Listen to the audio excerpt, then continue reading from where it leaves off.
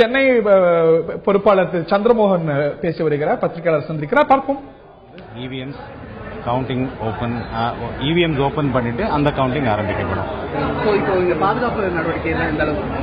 அதுக்கு ஸ்பெஷலா ஒரு பந்தோபஸ்து ஸ்கீம் போட்டுட்டு போலீஸ் காவல்துறையினர் இதுக்கு தேவையான ஏற்பாடுகள் பண்ணியிருக்காங்க. ஒன்று கவுண்டிங் ஹாலில், அதுக்கப்புறம் கவுண்டிங் ஸ்ட்ராங் ரூம் கிட்ட, அது இல்லாமல் counting premises and outside traffic ரெகுலேஷனுக்காக 3 விதமா அவங்க பந்தோபஸ்த் ஸ்கீம் போட்டு இம்ப்ளிமெண்ட் பண்ணிட்டு இருக்காங்க. மொத்த காவல்துறை அதே போல இந்த தேர்தல் எண்ணக்கூடிய அதிகாரிகள் எவ்வளவு? தேர்தல் எண்ணக்கூடிய அதிகாரிகள் ஏறக்குறைய 900 பீப்புள் டைரக்டா ஈடுபடுத்தி இருக்கிறார்கள். அவங்களுக்கு சப்போர்ட்டா இன்னொரு 1000 பேர் இருக்கிறாங்க. காவல்துறையினர் ஒரு 5000 பேர் வரைக்கும் டிப்ளாய் பண்ணியிருக்காங்க. சென்னையில மொத்த சதவீத வாக்கு 60% தான் வாக்கு பதிவாயிருக்கு. இந்த தேர்தல் முடிவுகள் மொத்தமாக தெரியக்கூடிய நேரம் எந்த அளவுக்கு தெரியும்? முன்னிலையா ஒவ்வொரு ரவுண்டு எவ்வளவு நேரம் எடுக்குதுன்னு பார்க்க தேவை. சரி, கட்சிக்காரர்கள் எந்த அளவுக்கு அனுமதிக்கப்பட்டிருக்காங்க?